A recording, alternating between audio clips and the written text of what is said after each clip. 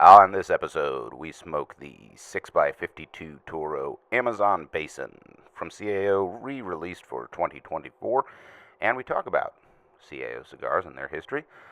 I'm your host, Johnny Midas, and you're listening to Burnline Podcast. Burnline Podcast. The burn line on a well-crafted cigar is straight and sharp as a razor, much like our wit and wisdom. And what's up, ladies and gentlemen, boys and girls, children of all ages, over the age of 21. You are listening to Burnline Podcast, coming to you, as always, not live, from the Hot Box, the smoky back room where deals are struck and fortunes are made, adjacent to the Blanco Cigar Lounge, nestled amongst the complex of rooms that comprise Union Cigar, Hanover, Pennsylvania, USA, the only Blanco Cigar Lounge in North America. I'm Johnny Midas. And I'm Angel El Fumo Solario. Angel, fuck around on your phone. Yeah, I was getting the Solorio. Yeah. So, Notes and shit. Yeah, we got a special cigar today. We got the CAO Amazon Basin re-release. Yep. I think the weather outside is appropriate for the subject matter as well. Yeah, it's like fucking monsoon out there. Yeah. Yeah, I think it's been raining since like 2 or 3 or something like that. Oh, yeah. It's pretty wet. I mean, it's been raining on and off for a week anyway. Yeah. You know. So it's like, hey. Yeah, we had some nice snow, some nice, Arctic polar or whatever. And then it just went up to the 50s and started raining, and so all that's gone. Oh, man. So we're we've got oversaturated.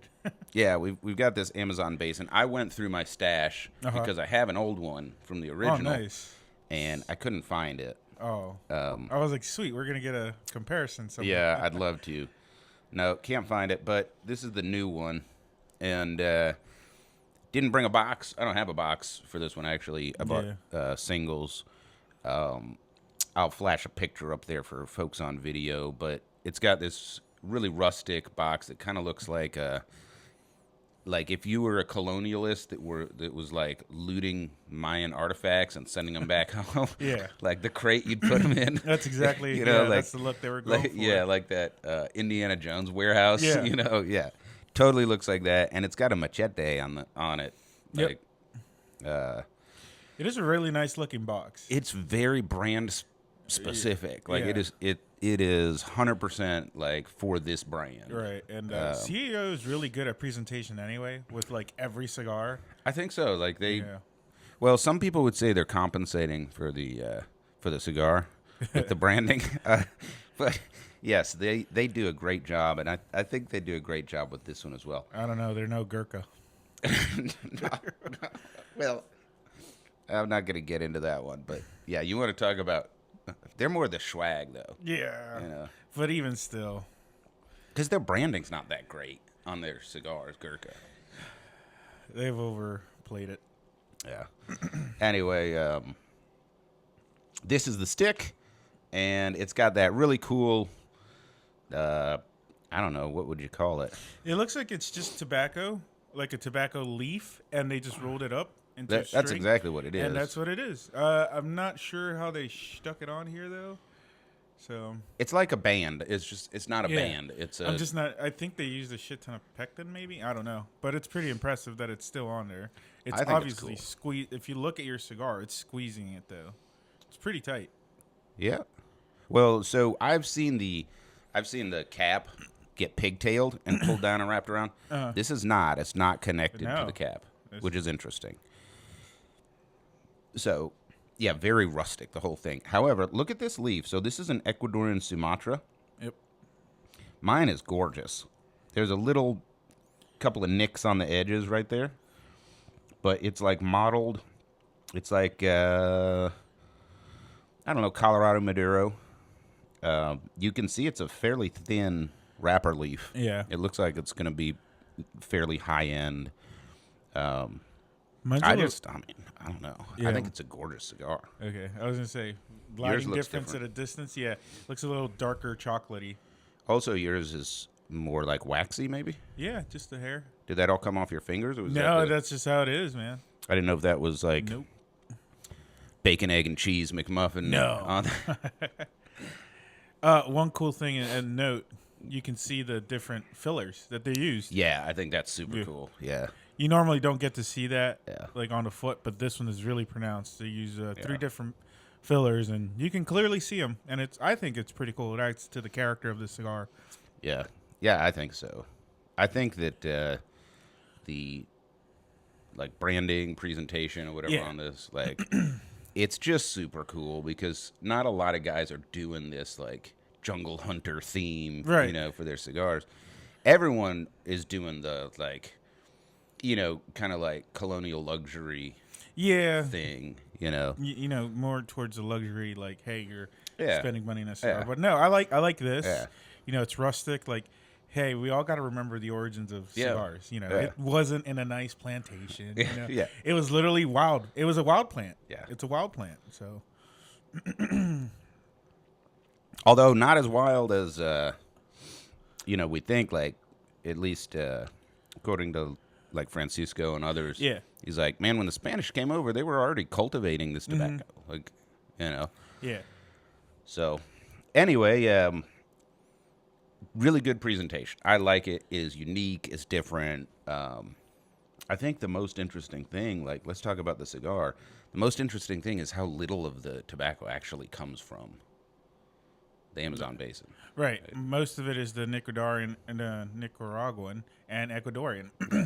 Maybe the Brazilian. That's about it. Yeah. The Brazilian. So that's actually a lot of info. Why don't we light it and smoke it first? Yep. You know, so that I can actually get smoking on it. It is time for the official cutting, and the official cutting is brought to you by Fat Boy Cigars. The bold and delicious flavor of premium hand-selected tobacco leaves are highlighted in the original Jacked cigar from Fat Boys Cigars. And don't forget to try the Fat Boy Cigars Boots on the Ground series. For every cigar you purchase in this series, Fat Boys will donate $1 to a charity benefiting our frontline heroes. Fat Boys Cigars, welcome to the Fat Boys world. And my official cutting is with the close-ended Drew Estate. It's like the freestyle live cutter, but it's not. And you got the open-ended Craft Bench double guillotine as well. Yep. All right. And as always, we remind you to clip that cigar with authority. I didn't get enough off. Again, this is number 2. It's one of those where, like, they couldn't decide if it was a Parejo or a Torpedo. Like, at the last minute, they couldn't decide. No limp-wristed. Cutting aloud. And we are also tapping out the cigar. You can see some of that dottle coming off. So I brought a gentle lighter today, which I think I'm going to be using this one for our more, exclusive cigars. So that way we're not fucking roasting and sending it to outer space. Oh, I like it. So it's a knockoff. It's Chinese.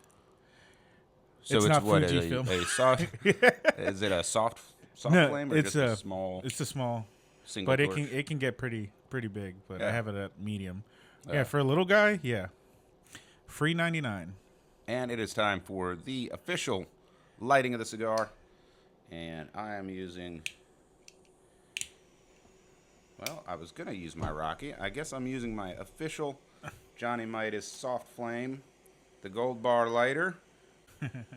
One of a million. All right, so I'm getting a nice toast on here. Yeah. I really like using the soft flame, and as always, we remind you: toasted, not roasted. Looked up a little bit about the Amazon Basin and where it's at. Did you know the Amazon Basin is 35% of the South American landmass? I did. I have been in the Amazon Basin. How about that? I have not. And the Amazon Basin is also 2.7 million square miles. And I did not collect any artifacts and send them back in wooden crates. But I did bring back a spear. Nice. So, wooden spear. Did you buy it, or was it a souvenir of your survival? It was a gift. Okay. So we were with the Amazonas Aguaruno. Mm-hmm. They do not speak Spanish. Now, this was in Peru. Okay. Like, once you go over the mountains, you know, it's like the lines on the map are kind of irrelevant. Right. Exactly. You know, oh, yeah. So you're in the Amazon Basin. Technically, we're in Peru, so which is good because, you know, the Peruvian government and laws, like they're pretty, I don't know, advanced. Yeah. Right? They're fairly stable and all of that. Yeah. We did have bandits, so I still had to have soldiers on the bus. Yep. Oh, fuck. I just told you to be careful about that fucking... All right, so we did not record any of that, so Nice. I'm going to go ahead and start recording video. And, Oh, was that an accident anyway? yeah, like, we didn't record any of the intro or anything. Yeah, forgot to hit record. As usual, Burnline Podcast, operating flawlessly. That's right. And responding to flaws flawlessly. No bloopers here. No bloopers whatsoever. As I get interrupted in the middle of it by the alarm company, my real job has a issue, so I might have to step out for that.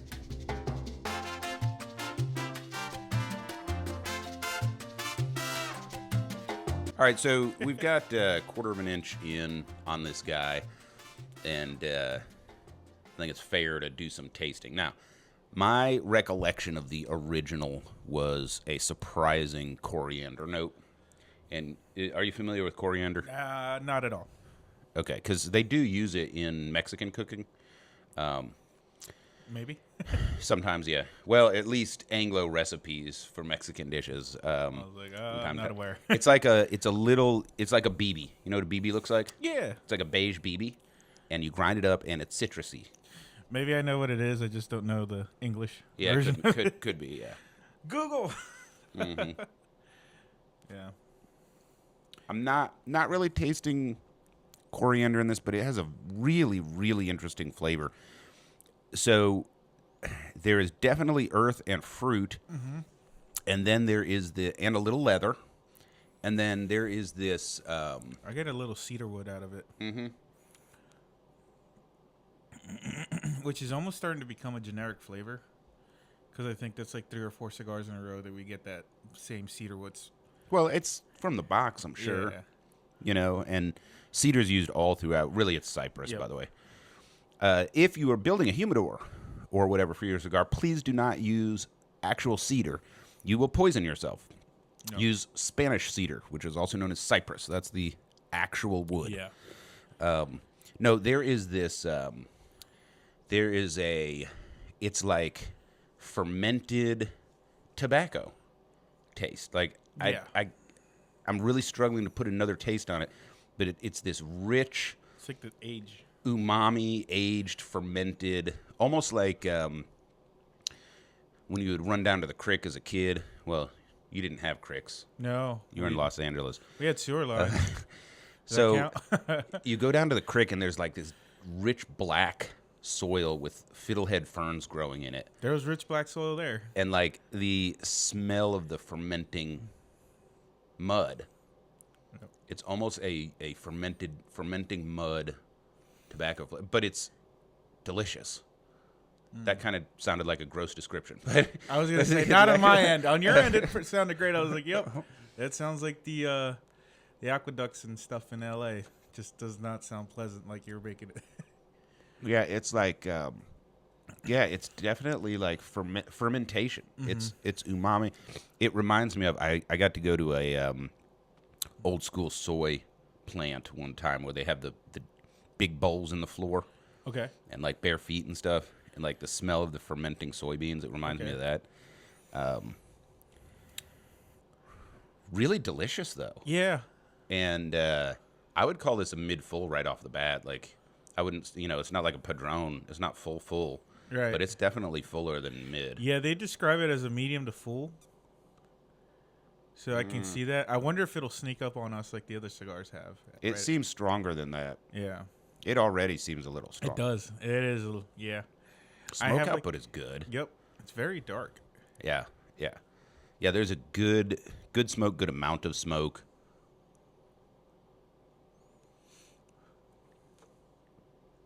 Yeah, I get a little fruitiness at the end. Mm-hmm. Yes. It's a generic fruit flavor. Yeah, But it's right so at the, weird. Right at the finish. Yeah, Yeah. it's so weird, but it's cool. Like I've never had that before.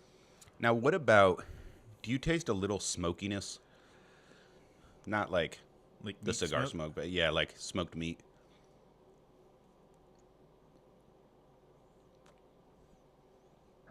Yeah, Yeah, there's a little bit of that. just a little bit, kind of like the last cigar. Yeah. Whew, that gave me a little buzz, man. Yeah, it did. Hell yeah. Yeah, this is a strong. This Like is the, right off the the bat. strength This is is high no on joke. this one. Yeah. Well, I mean, the tobaccos they used on it, I would hope so. All right, yeah. So let's talk about this cigar. So Ecuadorian Sumatra, which I think that's one of our favorite wrappers right now, right? Yeah, it really is. It's like a sweet. It typically has like a little bit of a cinnamon flavor to it. Ecuador's making some good wrappers, affordable wrappers right now, I think. And then the binder is Nicaraguan. And then the filler is a mix of Colombian and Dominican and Brazilian. Now, this is the special tobacco. The Brazilian is the special. It's also the one that looks funny. That little strip on the side of lighter tobacco. Yep. That was the Brazilian. And it's called Braganza. I think it's Braganca, maybe Braganza. I don't know. Braganza in Anglo. Yeah. It's pronounced as a Z. Yeah, because it's got the accent mark, but on the bottom.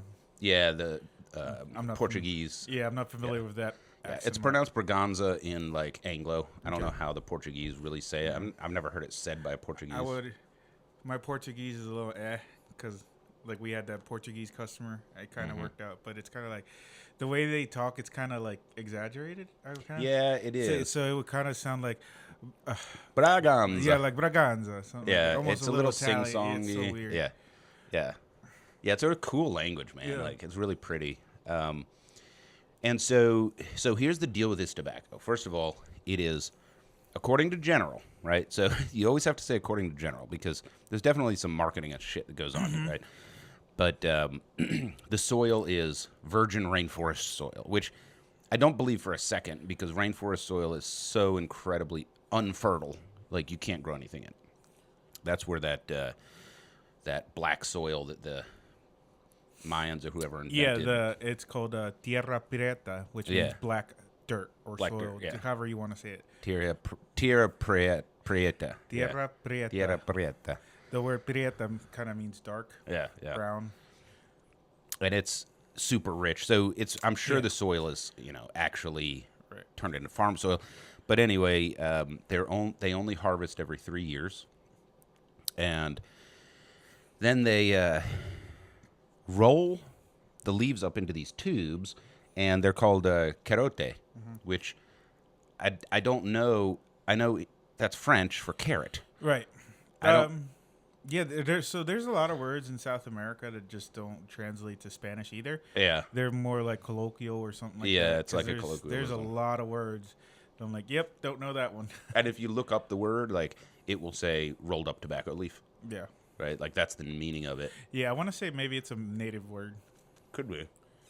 Or it could be some French guy said that looks like a carrot and it stuck, Maybe that actually makes sense. That tracks. Yeah. But they roll them up in these tubes to age and ferment. Yeah. And then they ship them out on canoe, right? Now, I've been in a South American canoe, and it's not like, what you're thinking, which is like somebody in a butt flap with like a hollowed out log and a paddle. It's like a metal canoe with an outboard on the back, but whatever. It sounds amazing, when you're branding your cigar or whatever. So that's the super special tobacco that's supposed to be in this. And that's kind of the story. So I think I guess for me, the most interesting thing about the Amazon Basin, both the first one and this one, is how little of the tobacco comes from the Amazon Basin. Yeah. So that's just the marketing thing. It's like, it's only this little part of the cigar comes from there, so we're just going to call it that. But hey, you know what? I still enjoy it. And I'll say this is a pretty unique flavor. Yeah, it really doesn't is. remind me of anything else. No. So, however they came up with the blend, it worked. Where they're putting this tobacco in, and it's changing the flavor for sure. Yeah. So shout out to the blender. I think they did a great job so far. Yeah, and it's pretty cool. The video wasn't rolling, unfortunately, at the beginning, but before we lit on the foot, you can see in the filler, the Brazilian tobacco, which was way darker. It was pretty cool. You can kind of see it on the head. Yeah, a little bit. Not a whole lot. Yeah. But a lot more on the foot. Yeah. It was pretty cool. I've never seen that before. Yeah, it was a tricolor foot. Yeah. Where like you had your medium, which was like your wrapper and binder. And then you had this very light and this very dark. Yeah. Or it looked lighter compared to the dark tobacco leaf. So pretty cool. And three tobaccos in the filler. Yeah. Thought the Colombian was an interesting addition. I've had a CAO's Colombian and wasn't impressed by it. Mm-hmm. So I'm not sure why they decided. Not that I They're have probably anything trying to against use up the tobacco. Probably because I'm like Colombian doesn't really give me anything to write home about. Yeah, well, they're not famous in the cigar industry for making awesome tobacco. Just you know, other. Well, it's like the U.S. Yeah. Until maybe a few years ago, 5 years tops. Like broadleaf, Connecticut broadleaf was fine, especially if it was grown, shade grown Connecticut, for a wrapper leaf. But Pennsylvania and Connecticut broadleaf were kind of just junky filler, cheap filler, and that's changed. Yeah, Pennsylvania broadleaf is insane. Those and it's gone up in price. Yeah, those Amish guys did something. It's fine. I just get pictures of your mom in the mail. Yep. Copyright strike. Snap into a CAO Brasilia. All right, so the burn line isn't fantastic. You can see mine is not holding a really straight line. Yours is really good. Yep. And the ash looks great. Yeah, it really does. That is a nice white. Yeah. This is obviously well-aged tobacco. Yeah, definitely got a lot of the imperfections out.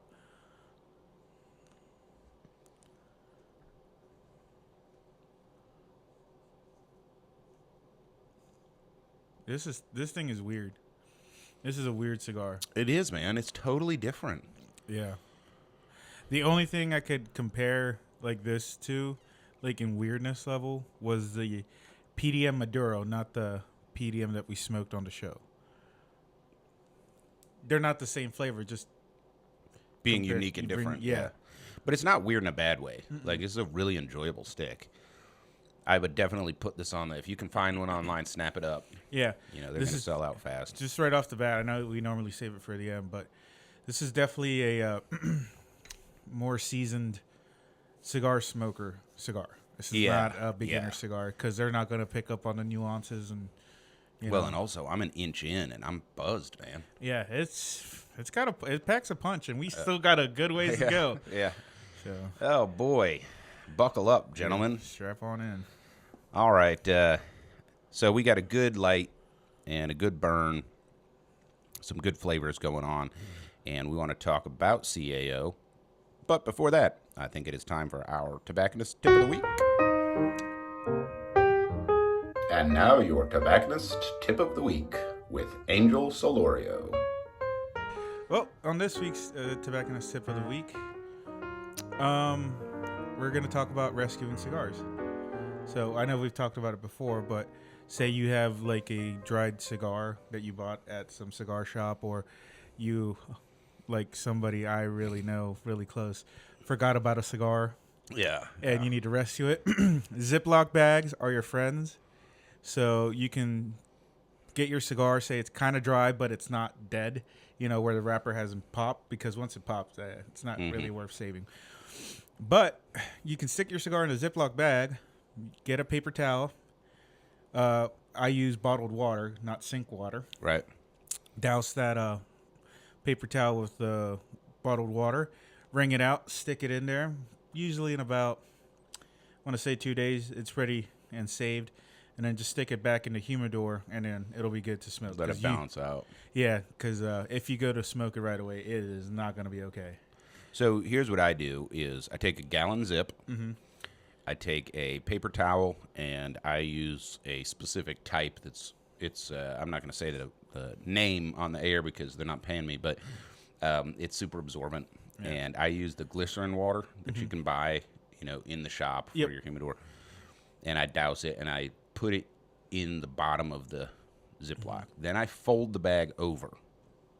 And then I put the cigar in, so it's never touching that super damp paper towel. And then I let it sit there. And it's about 2 or 3 days. Yeah. And then I take it out and I put it in my humidor. And I usually leave it there for about a week. Yeah. And it's usually okay. Because I know as a beginner, when I was a beginner, I've smoked an over-humidified cigar, like a spongy cigar. And that is a very acrid smoke. It's very bitter. Just being over-humidified makes it very bitter. I don't know if you've ever done that before. I have. Yeah. Absolutely. It's not a good experience. Yeah. So that's Now, the other thing you can do is you can bring your cigar to your local tobacconist, like here at Union, and tell them you want to rescue it. And most cigar shops will do that for you. Yeah, they can.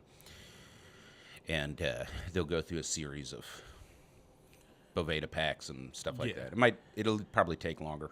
Usually it works. Yeah, that's why I just go with the towel method, and it's very inexpensive. Yeah, I just do it myself. Yeah. Honestly. Yeah, I had a cigar that I got in the Bahamas. I had a few, and I left it like in my backpack when we came back from our trip, and I found it like a week and a half later or something like that. Totally dry. It wasn't ruoned. Right. It hadn't dry. split. It was just too dry to smoke. And that's all I did. Threw it in a Ziploc just like we described, and after a couple days, dropped it in the humidor. It gets balanced out and smoked just like the other ones. So it worked. Yeah, because you also don't want to smoke a dry cigar. Right. Because your wrapper is going to pop, and it's just going to burn unevenly, and it's just not going to taste right. They make a thing called I think it's called a humididoctor or something. Humidoctor. Humidoctor. Yeah. I don't recommend it because you're poking your cigar. You're poking the wrapper. I'm like, I don't need to be that fancy. I mean, I can tell now by feel. Well, drawing air in where it's not lit is a great way to ruin the experience, right? Because you're just getting air in, and it leads to hot spots as the cherry gets close, and then you're not getting a lot of smoke. You're getting a lot of just air. Yeah, with time you'll be able to tell, hey, is this cigar worthy of smoking at the moment by just feeling and rolling it around in your hand and pushing it. Now, I am doing the evening up method that you mentioned in your tobacconist tip the other week, and you can see the burn line is starting to even up. So great tip. Yep. Again, just the long part goes on top, and the natural way that tobacco burns, it's going to even itself out. Yep. So good call. Well, thank you for that tobacconist tip of the week. So let's talk about CAO cigars. So there's a really cool story here. Yep. And I guess, first thing I've got to say is if you go to the CAO website, it's very slick, well presented, it's optimized for mobile, and it has zero information on it. Right. Even when we were talking about the Braganza and the Carotes and taking it out in a canoe, like, that's not even on the website. No. But more disappointing, the CAO brand is owned by General, and there's nothing about the CAO history. No. Which is, I think, a shame. Right. Because it's a great story. So it starts with Kane Ozgener, and he was a Armenian born in Istanbul and immigrated to the U.S. And not Constantinople. Not Constantinople. And he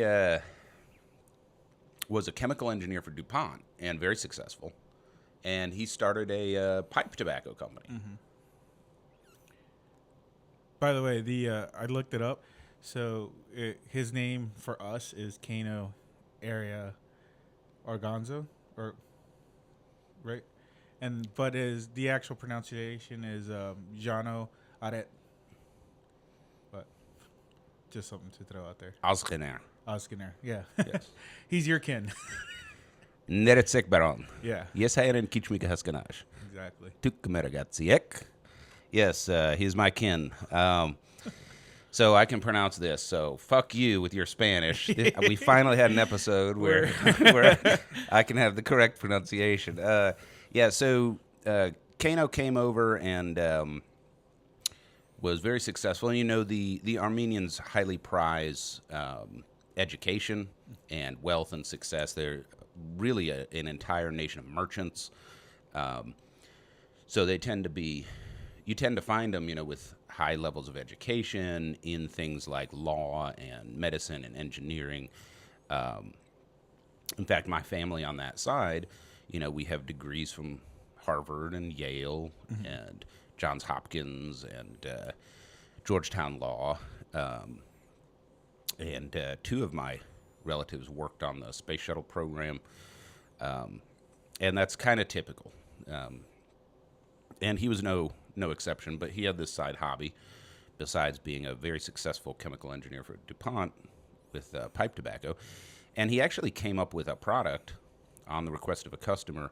Meerschaum pipes at the time had these press fit stems. And when you got stuff caught in there, it was almost impossible to take that stem out without breaking it. And he came up with a threaded stem. And he told his son, a customer asked for it, and an Armenian never turns down a customer order, right? Right. Hence the wealth.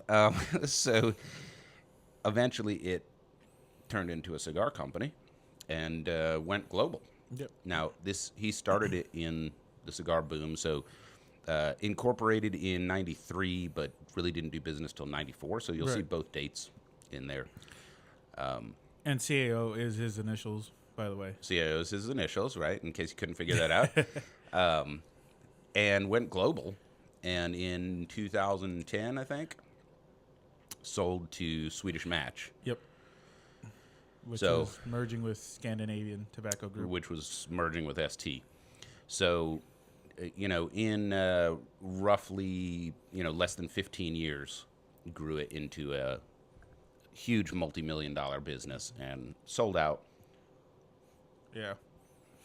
He also had health issues, which was part of the reason why he sold. Yeah. Well, actually, it was 2007. Was it? I think that he sold to Match. Okay. And 2011 is when they sold his to General, I think. So those are some rough dates there. Yeah, he was having some health issues. Now, he was a entrepreneur in other ways as well, and a big advocate for art in his community. So he actually started the Oz Arts Center in Nashville. And to this day, if you go to Nashville, people know the Osgooders and that name because they had so much, philanthropy and stuff in the community. Yep. So just a really great story about, an immigrant who came over here, made it big, and did so much for the community. Yeah. And, he kind of couldn't keep up with how big the company had got, and he was having some health issues. And so he sold.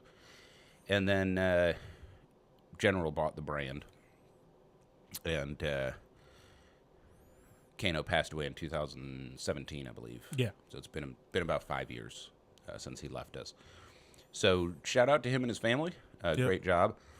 And, a little bit of, disappointment on my side that, you can go to their website and, like most General products, it's pretty slick and, well managed and everything.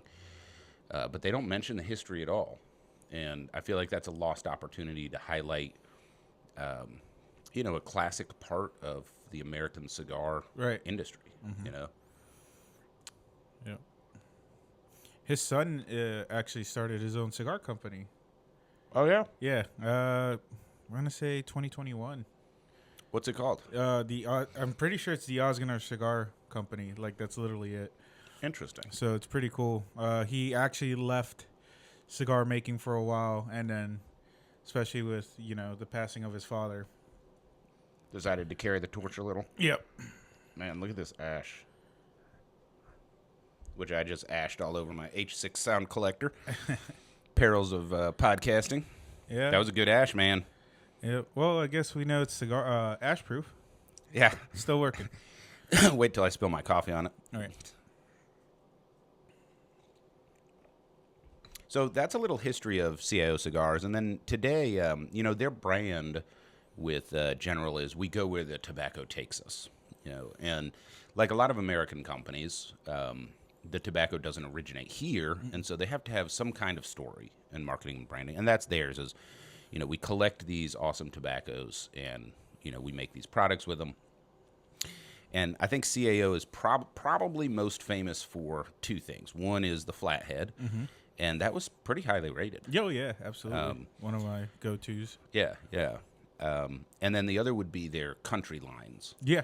Right. So the CAO Brasilia box press, it's still a go-to stick for me. You know, that's a good one. They had the Colombian, didn't like that. The American, not too fond. The Italia, it's okay. I'll pick that up from time to time. Was there anything else? Yeah, the Zocalo, which is the San Andreas. They had a Nicaraguan too, didn't they? Yep, Nicaraguan. CAO Nicaragua. Yeah, and then they had it was called the Cameroon and then the Connecticut. And then they've got like some offshoots on the flathead. They've got the 660. They've got the spark plug. The fire starter, I think that's what it was called. The other one that was made by that was grown near a volcano. So volcanic soil. Yeah. Which I smoked that, and man, that is an earthy stick. Is it? Oh yeah, very earthy. You can taste the dirt where it was grown. It's not a terrible smoke, but it's like you want to taste the country. That's what you pick. Well, that's how it is with Armenian brandy. So, you know, Armenia is mountainous and volcanic soil, and among brandy connoisseurs, Armenian brandy is held in higher regard than cognac, but it's more rustic and flavorful. It's less smooth and delicate. So during the Cold War, Stalin used to ship a train car full of Armenian brandy to Winston Churchill. And if any man knew his vices, it was Winston Churchill. So I'll take his word on that. Yeah. Yeah, that's what really goes on. You know, like, in public, it's like we hate each other. And then in private, it's like, you want some brandy? That's how we avoided. I'll take some brandy. That's how we avoided World War III for a while. I'll send you socks. Yeah. Yeah. Yeah, that's how we avoided World War III, was sharing vices. Yeah. It's like, oh, you'll send me brandy, I'll send you food. Yeah. Since you murdered all the Ukrainians, they can't make bread for you anymore. And for the record, Armenians aren't real. Oh, my God. Here we go. No. Yeah. Hey, you guys got share. Something like that. So I'm just about ready to transition into the second third. Yeah. It's burning kind of slow. Yeah, I'm totally okay with that. And it does have like it's starting to have like it's almost a citrus element, but it's like a sour, a little bit of a sour, which is kind of unique. I think the only tobacco, like puro, you know, single leaf, that I've smoked that was definitely like salty sweet was Peruvian. And I would love to taste this special Braganza tobacco by itself to see, you know, what its flavors might be like alone. But I am picking up a little bit of that sour. Yeah. And like I'm just smelling the smoke off the cigar. It's a little leathery and fruity, which is kind of weird. Like, I'm not sure where the fruit notes come from. That's kind of strange. I don't know, but you remember those fruit roll-ups when you were a kid? Yeah. Kind of reminds me of that. Yep. You know? Yeah, you rolled up a fruit roll-up and started smoking it. Yeah. I wonder how those burn. Yeah. If they burn too quick, we got a problem. Probably gelatinous. Yeah. Probably a good fire starter. Yeah, it's probably a great fire starter.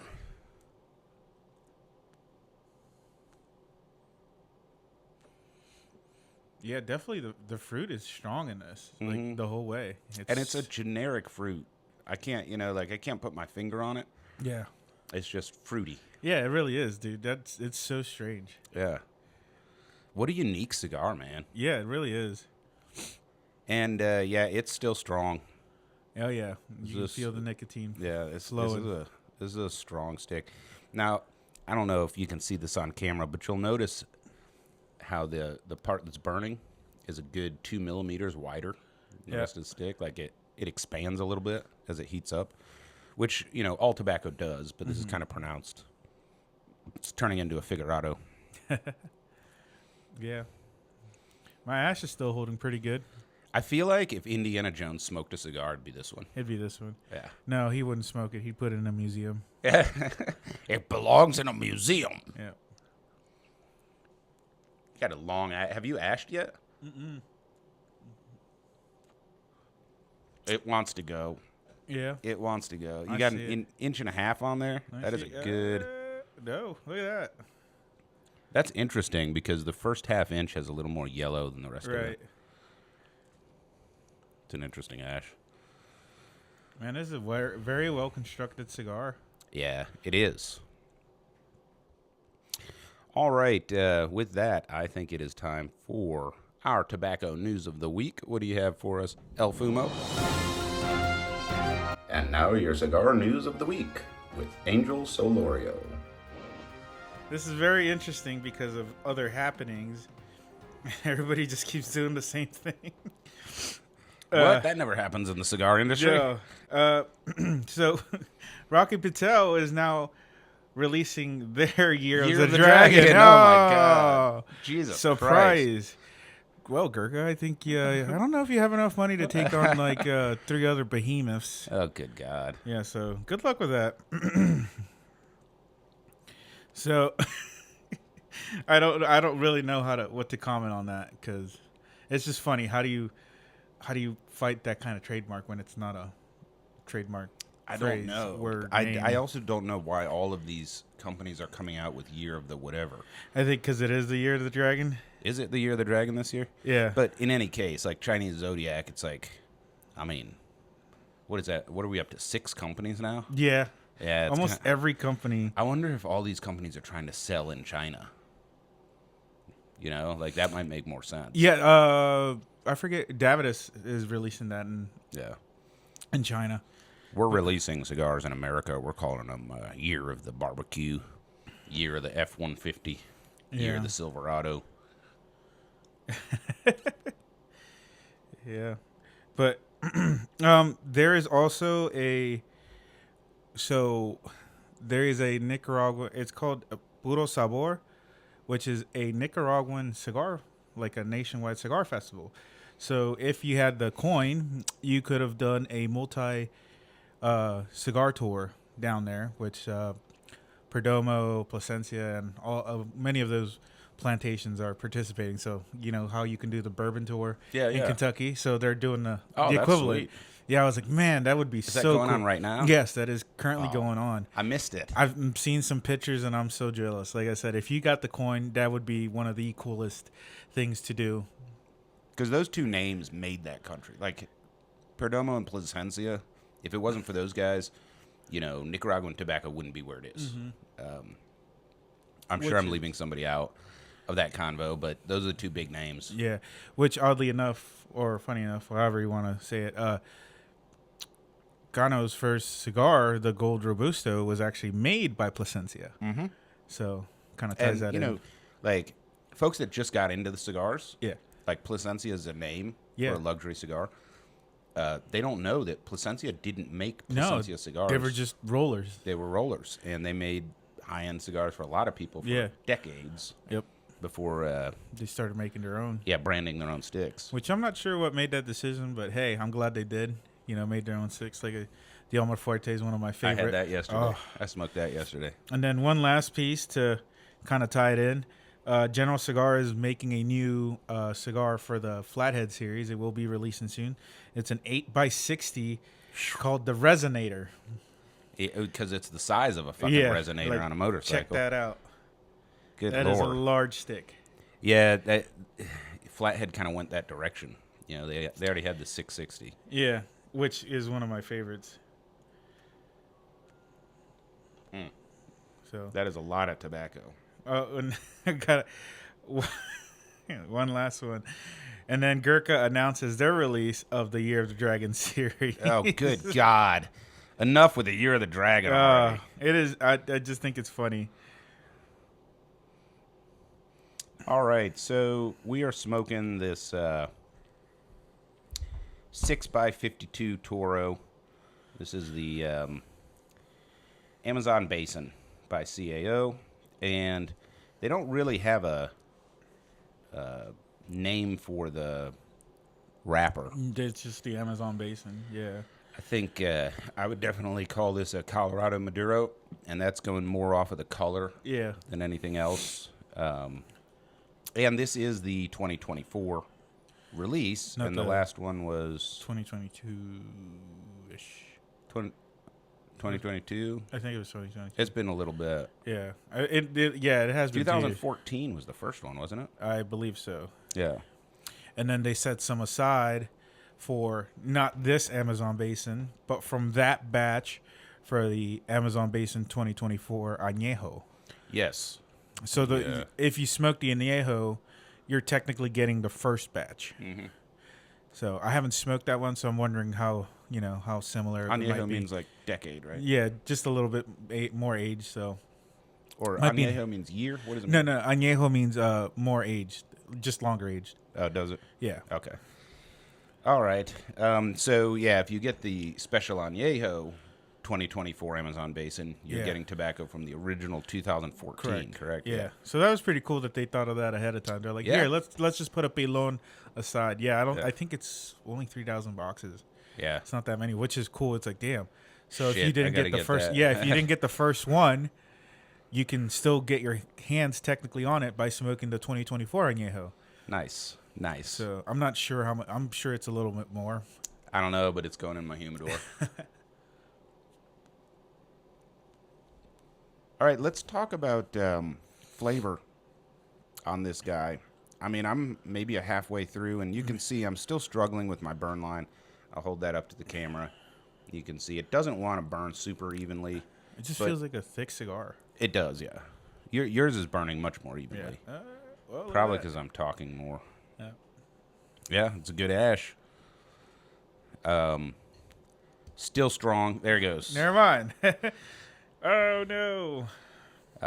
Good construction, great burn, Yeah. good smoke output, and then as far as the flavor goes, it's still strong, man. I don't know where the mid full came from because I'm gonna say strength is full and then body is probably mid full on this one. Not a breakfast cigar. No, not a breakfast cigar. Breakfast cigar for us only because for what we're doing. But holy crap, this is not something I'd be like, here, let me go smoke one for the first one. Yeah. First hour of the morning, let's smoke this. So the sweet and sour component has picked up. A little bit of salty. Yeah, Does that just a sound touch. There's still a little bit of like smoky meat in there. The cedar's dropped off a little for me. Yeah. I'm getting a slight vegetal. Yeah. Very, very slight. Yeah, there at the little end. bit of vegetal So that as it picked burns up. down. Interesting, really delicious and unique cigar. Like Yeah. I think I'm gonna smoke another one of these just because. Like I want to do it Yeah. again. So if you're a chronic smoker and you've smoked your way around the humidor, this is one to pick up. Because it's gonna be a different experience. I really can't peg it to anything else. No, I really can't. We were talking about before the show how General's Mark Twain, the press, is like a dead ringer for the Alec Bradley Prensado. Yep. Presnado. Prensado. They've got the consonants are in the wrong order in that fucking word. Whatever. This is not like that. There's not another one where you're like, oh, that tastes like that. Yeah.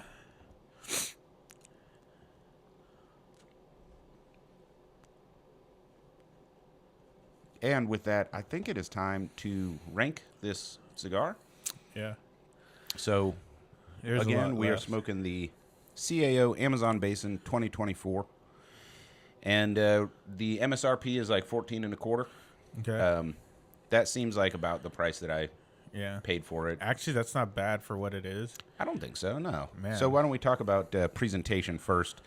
Man, I fucking love the presentation. Yeah, we don't have the box, but the pictures of the box just Yeah. totally match Yeah. what you're getting. The box is cool. They do come in cello with a barcode for Yeah. retailers, which is awesome.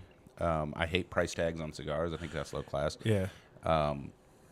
Honestly, surprised they were cello wrapped. I think this is something they shouldn't have cello wrapped. I agree. I don't think they should have cello wrapped it. Yeah. And this like band made out of tobacco is so cool looking. Yep.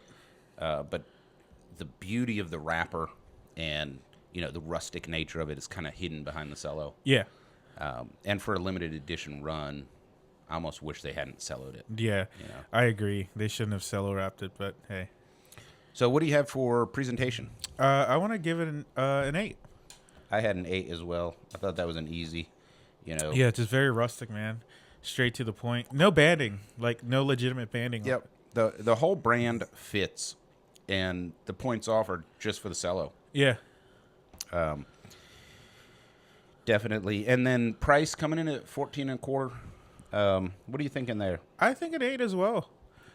You know, it's not too high. I mean, if you smoke the other one, you know what you're getting, so the price isn't hateful, and it's CAO, so they're very long established. So you can't say, oh, they're just, pricing something high just for the hell of it, like some other companies do on a new release, which is, I think it's crazy. Yeah, yeah. No, I had a 8 for price as well. I think it's in a really good sweet spot. There's a lot of competition, like that Alma de Fuerte that I smoked yesterday. But it's also special. Yeah. Like, you're going to pick it up. Yeah, because the Alma Fuerte is what, 18, 19? Or no, 22. Which depends which Vitola you got. The Vitola I got was $15. Okay. So I count that the same as this. Okay. Yeah. Yeah, because the Salmon is their most expensive Vitola. I think that comes in at 24. Yeah, I got the tiny one. And you're getting a good amount of tobacco. Yeah. For the a lot. I mean, we've been smoking this for an hour, and I'm halfway through. Yeah, normally the other cigars were at the last inch. Yeah. By this time, but this thing's going strong. I like that. So you're getting your bang for your buck. I think so, yeah. All right, so construction. What are your thoughts? You had a better constructed cigar than I did, no doubt. But what do you have for construction? I want to give it a 9, man. It's beautiful looking stick. I didn't get anything torn apart. The cap's holding pretty strong. I'm not getting any wrapper popping. The wrapper tobacco is just beautiful. So that's where my 9 comes from. Yeah, I had an 8. You can see I've got a little flap there. Yep. On the edge of the wrapper, and it didn't want to burn straight. Now, it wasn't anything major. I didn't even have to touch it up. I just rolled it over. Yep. But, not perfect, we'll put it that way. So I give it an 8 for construction. But overall, well-constructed cigar. Draw is perfect. The burn has been great. Nothing to really complain about, And that brings us to flavor. So super unique flavor. And like we said, I think this cigar is stronger than it's advertised as. Oh, yeah. I would put the strength at squarely in the full camp, and I would put the body at mid-full. Yeah. And it's got just some really unique flavors, like some fruit, some cedar to start out. Yeah. Picked up this like sweet and sour component, a little saltiness. A little vegetal. That fruitiness has got me pretty, pretty tripped out because I'm like, never expected that out of this cigar. Yep. I don't know. Do you remember that in the 2022? So it wasn't 22. The last one that I had, I believe, was 2014. Okay, so it was older. Yes. I remember coriander. That's what stood out to me, which is more like citrus. And maybe a little of that now, too. Like that sour that I'm talking about really is kind of a citrus sour. Okay. Like not bitter sour, but more like citrus sour, where it's a little on the sweet and sour. Sweet and sour. Yeah, like a tangelo. Okay. Like a limon. So what do you have for flavor? I want to give it a 9 just because of how unique it is. That fruity note just took me by surprise. I had a 9 for flavor as well because it's a good flavor. And that little hint of smoked meat is so tantalizing. Yeah. Like, it just sets it off. But it's so unique, and for someone like me that has smoked thousands of cigars, to, pick up a cigar and, like, it rings my bell in my palate, but it's also unique. Like, that's so hard to find anymore. So I give it a 9 for flavor as well. And definitely, like, if you can get online and find one of these, they might be sold out already. Yeah. But definitely pick one up and give it a shot because, there's just nothing else in the humidor like it right now. Yeah. You can definitely pick it up on the secondary market. It's going to suck, but you can. It's going to be expensive. So that brings us to our last metric that we rank, which is experience, and we always say it's the most subjective, but also the most important. Mm-hmm. I've had cigars that were technically excellent, and the experience was meh. Yeah. And I've had some cigars that were kind of technically not great, Yeah. but the experience was awesome. Mm-hmm. You know, kind of like going to a Kiss concert, where it's like they're not known for the excellence of their music, but goddamn, you feel good. Yeah. You know, so how do you feel about this? Is it a Kiss concert? Is it a AC/DC concert? What's going on with this? I wouldn't know. I've never been to any of those. Is it a mariachi band? Is it a mariachi band? Live versus not live? More like a live mariachi Live band. mariachi band. So what are you thinking for experience? I want to say 9. Dude, this is such a great smoke, and we're fortunate that we have the correct environment to smoke every cigar that we smoke on the here. Yeah, we are. We're fortunate to have the hot box, and also, like smoking a cigar with a dude that knows cigars and enjoys them. Like, it's totally different from on the couch with your in-laws, like on the back porch couch, while they talk about like the Wizard of Oz or something. Yeah, that's a true story, but we won't. Yeah, I had an 8. That brings the total score to 42 for this cigar, which is pretty good. We don't have a lot in the low 40s. No. Yeah, and all rankings aside, I would say that this is a must smoke. Like, if you're in the hobby, if you're brand new, be careful. You might not enjoy it. It might make you green around the gills. If you're an experienced smoker, though, like, you just have to try it, right? Because it is a special cigar. Yeah, I like the wax on your wrapper. But if you are new, I would suggest buying it and waiting a year to smoke it. Mm-hmm. Yeah. Wait until you feel ready and have smoked like a Padron 26. Something strong. Without vomiting. Wait till you can handle it. An M81. Ugh. Well, the M81 paired great, but without the pairing, man, you want to talk about a flat, strong cigar. That is just flat and strong. One note wonder. All right, and that is it. The CAO Amazon Basin 6x52 2024 release, which we are enjoying here and still enjoying, like halfway done. I almost feel bad ranking it. Yeah, we're not done with it. Yeah. But we are running out of time, and so with that, we will sign off. Thanks, everybody, for joining us on Burnline Podcast. We will see you again next week.